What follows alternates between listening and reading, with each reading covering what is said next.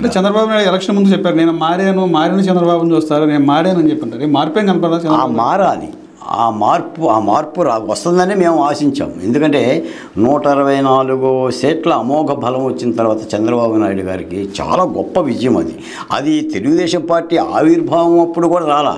294 ఆంధ్రప్రదేశ్, ఉమ్మడి ఆంధ్రప్రదేశ్లో కూడా 230 స్థానాలు వస్తే మొన్న 170 స్థానాలకు 120 స్థానాలు విజయం.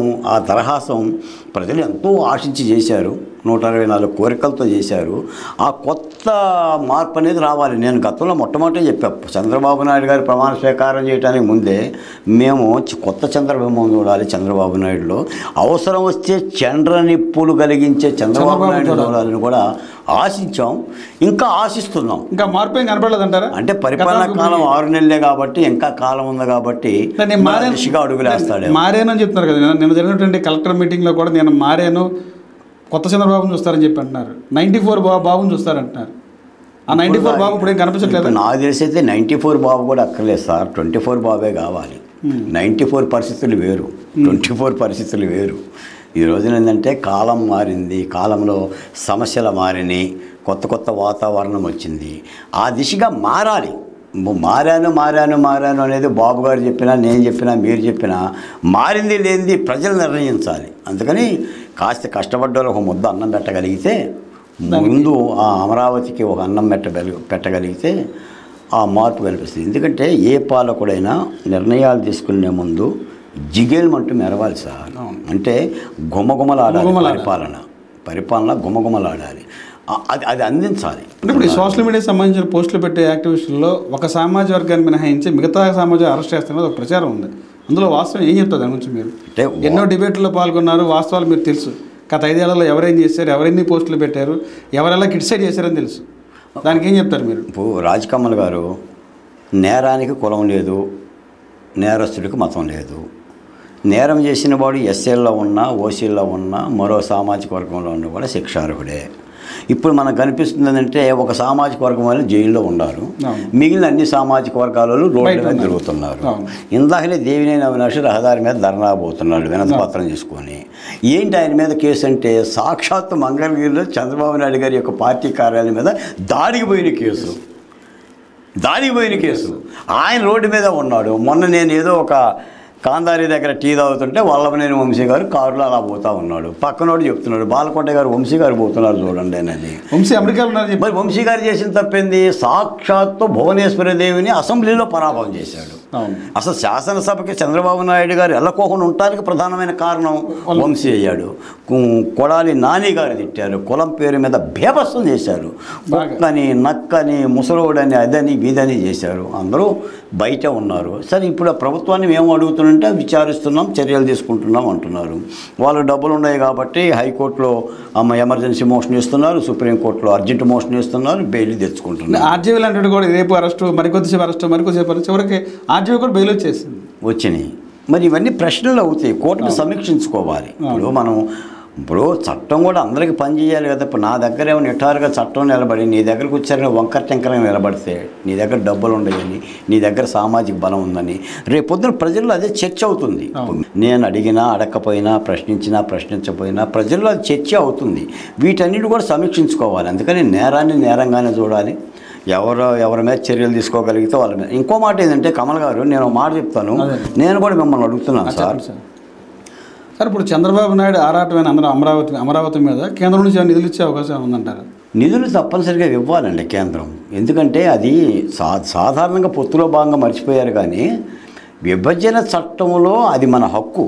మనం రాజధాని మేము కట్టుకోవాలంటే రాజధాని మనం కట్టుకోవటంలా, కేంద్ర ప్రభుత్వం విభజన కారణంగా ఉండ రాజధాని హైదరాబాద్ను మరో రాష్ట్రానికి నువ్వు అప్పచెప్పటం మూలాన లోటు బడ్జెట్తో రాష్ట్రం విడిపోయింది కాబట్టి, రాజధాని కూడా లేకుండా పోయింది కాబట్టి, తద్వారా నిర్మాణానికి వచ్చింది కాబట్టి తప్పనిసరిగా కేంద్రమే ఉచితంగానే డబ్బులు ఇవ్వాలి. ఇంకా వాళ్ళు ప్రపంచ బ్యాంకు రుణాలు ఇస్తాం, ఆ రుణాలు ఇస్తాం అంటున్నారు. ఇప్పటివరకైతే కేంద్ర ప్రభుత్వం నాకు తెలిసి 2014-19 మధ్యకాలంలో ఇచ్చిన 1500 కోట్ల రూపాయలు తప్ప కొత్తగా అది ఇచ్చిందేం లేదు. నిన్న కూడా వాళ్ళు ఇచ్చింది ప్రపంచ బ్యాంకు సంబంధించిన రుణం ఇప్పించారు. మరి అది అప్ప వడ్డీ తక్కువ అనేది అయితే తెలియదు. కేంద్రం మాత్రం సహకరించాలండి. చంద్రబాబు నాయుడు గారు కూడా ఏంటంటే ఇప్పుడు లౌక్యంలో ఉన్నాడు కాబట్టి, మైత్రి బంధంతో ఉన్నారు కాబట్టి పవన్ కళ్యాణ్ గారు కూడా రాజధానికి సంబంధించిన నిధులను అయితే తీసుకురావాలి. ఇంకో మాట కూడా చెప్పాలి ఈ సందర్భంగా, ఇప్పుడు రాజధాని అమరావతిలో నిర్మాణాలు డబ్బులు అంటుంటే మళ్ళీ ఆ రెండు ప్రాంతాల్లో మళ్ళీ ఇబ్బందికరమైన వాతావరణం ఉంది. ఈ రోజున ప్రభుత్వం చేసిన ప్రధానమైన బాధ్యత అమరావతి అంటే అందరిదని చెప్పగలగాలి. అమరావతి అంటే కొందరిది కాదు, ఇది 3 ప్రాంతాలది, ఇది క్యాపిటల్, ఇది ముగ్గురికి సంబంధించిన అభివృద్ధి నమూనాగానే ప్రజలకు చెప్పాలి తప్ప, లేదా మళ్ళీ ఒకవైపుగా మళ్ళీ ప్రచారం జరిగినా కూడా మళ్ళీ ప్రతిపక్ష పార్టీలకు ఆయుధ వైపు జగన్మోహన్ రెడ్డి గారు మళ్ళీ గర్జనలో భర్జనలో లాంటి సభలు పెట్టుకునే అవకాశం ఉంది. అంటే మిగతా ప్రాంతాల్లో ఉన్నటువంటి పరిశ్రమని తీసుకొచ్చి మిగతా అన్ని పరిశ్రమలు ఎక్కువ అమరావతిలో కేంద్రీకం అవుతున్నది, రాయలసీమకి ఉత్తరాంధ్రకి అన్యాయం చేస్తున్నాడు చంద్రబాబు అని చెప్పి అంటారు. ఆ పరిస్థితి ఉందంటారా? అలాంటి భావనని తీసుకురావాలి. జనాలది ఫోకస్ అవుతుంది ఆ విషయం. కమల్ గారు నేను చెప్తున్నాను, మీరు అడుగుతున్నారని కాదు, కానీ మన రాష్ట్రమైనా దేశమైనా ప్రధానంగా 3 అవరోధాలండి. 1 కులము, 2 మతము, 3 ప్రాంతము. ఈ 3 మీద గనక ఎవడ కాలు పెట్టేసి రెచ్చగొట్టినా కూడా రాష్ట్రాలు తగలబడతాయి. కాబట్టి ఇప్పుడు ప్రధానంగా వస్తుంది ప్రాంతీయవాదం. ఇప్పుడు ప్రాంతీయవాదంతోనే మనం ఉమ్మడి ఆంధ్రప్రదేశ్గా ఉండి మనం విడిపోయాం. వెరసి ఏమైందంటే కల్వకుంట్ల చంద్రశేఖర్ రెడ్డి ముఖ్యమంత్రి అయ్యాడు తప్ప తెలంగాణకు వచ్చే బంగారు పల్లెం అయితే ఏం లేదు. ఆ పల్లెమే ఉంది, అదే పల్లెం ఉంది కాబట్టి ఆయన ముఖ్యమంత్రి అయ్యాడు. ఇప్పుడు ఆంధ్ర రాష్ట్రం విభజన కాకోకుండా కల్వకుంట్ల చంద్రశేఖర్ రెడ్డి ముఖ్యమంత్రి అయ్యేవాడా? చంద్రశేఖరరావు అయ్యేవాడా? కాదు. కవిత మినిస్టర్ అయ్యేదా? కేటీఆర్ గారు మినిస్టర్ అయ్యేవాడంటే అవకాశం లేదు. అందుకని కోశ అడ్డంగా వేశారు. ఇప్పుడు ఆ ప్రాంతీయవాదం అనేది ఇప్పుడు ఆంధ్రప్రదేశ్కి ఇంత చిన్న రాష్ట్రానికి 13 జిల్లాల రాష్ట్రానికి అయితే ఆ భావం సరైనది కాదు. ఆ రోజు కూడా మేము అమరావతి ఉద్యమంలో అదే చెప్పాం సార్. ఇప్పుడు అమరావతి స్వార్థ పరులు, అమరావతిలో డబ్బులు సంపాదించుకోవడం రైతులు భూములు ఇచ్చారు అని చెప్పేస్తానని చేసే ప్రచారం చేసిన వాళ్ళు చెప్పాం మేము. మీరు చేసిన ఉద్యమం బిల్డర్లు చేయించారు అనేది కొంత ప్రచారం వచ్చింది. అప్పుడు రియల్టర్లు చేయించారు, చాలా రకాలుగా మామూలు ప్రచారాలు కాదండి. అసలు అమరావతిలో మనుషులు లేరు, రాక్షసులు ఉన్నారు అన్నట్టుగా ప్రచారం చేసిన జగన్మోహన్ రెడ్డి గారు. అది కమ్మోలదే, ఆ భూములు పనికిరావు, అక్కడ ఒక కులమే ఉంటుందా? కమల గారు ఎలా ఉంటుందండి? ఒక కులమే ఉంటుందా? ఆంధ్రప్రదేశ్లో 16,000 గ్రామాలు ఉంటే ఒక కులం ఉన్న గ్రామం చూపించమని జగన్మోహన్ రెడ్డి గారిని నేను అడిగాను. అన్ని కులాలు అన్ని మతాలు. ఇప్పుడు భూములు ఇచ్చిన వాళ్ళు 32% మా భూములు ఉన్నాయి. అది ఎస్సీ తాటికొండ నియోజకవర్గం, ఎస్సీ రిజర్వ్డ్, అది ఏంటి. అందుకని ఈ భావం ఈ కూటమి ప్రభుత్వం కూడా పోగొట్టగలరు. నేను ఆ పుస్తకంలో ప్రధానంగా మాట్లాడుతుందంటే రాస్తుంది కూడా అమరావతి ఉద్యమం మనకేం నేర్పింది అంటే పాఠాలు, గుణపాఠాలు. సరిదిద్దుకోవాల్సిన అంశాలని ప్రభుత్వం సరిదిద్దుకొని ఇది అందరిది అనే భావాన్ని అయితే తీసుకెళ్లాల్సిన అవసరం ఉందండి. సార్, ఇప్పుడు ఈ వైఎస్ఆర్సీపీ పార్టీ 151 సీట్ నుంచి 11 సీట్లు పడిపోయింది. ఎందువల్ల అంత ఘోరమైన ఓటమి వచ్చిందంటారు? చేసిన తప్పిదాలేనండి. ఇప్పుడు నేను ఎవరి మాట వినను, నేనే మోనార్క్ని అని ఒంటెద్దు పోగొట్టిన నిర్ణయాలు తీసుకుంటే ఏ పార్టీకైనా ఇలాగనే. మీకు జగన్మోహన్ రెడ్డి గారికి 56 మంది సలహాదారులండి. వై ఏం చేశారు? ఎవడన్నా సలహా ఇచ్చారు? నువ్వు తాడేపల్లిలో ఇల్లు కట్టుకున్నావండి. Where is the Tadepalli is in the Amaravati. నువ్వు అమరావతిలో ఇల్లు కట్టుకొని అమరావతి ఇక్కడే ఉంటుందని చెప్పాను ఏం చేశావు? 1000 మంది పోలీసుల పహారాతో వెళ్ళావు. మరి ఇప్పుడు తప్పిదాలే కదా. విశాఖపట్నం స్టీల్ ఉద్యమాలు చేస్తున్నారు, నువ్వు ప్రభుత్వానివి, కేంద్రానికి నీ అవసరం ఉంది. 151 మంది ఎమ్మెల్యేల బలం ఎక్కడుంది, నీకు ఎంపీల బలం అక్కడుంది. నువ్వు మోడీని ఒప్పించలేకపోయావు, లేదా రాష్ట్రంలో జరిగే సంఘటనల మీద ఒక విచారణ కమిటీని వేయలేకపోయావు, ఎవరిని నువ్వు అరెస్ట్ చేయలేకపోయావు.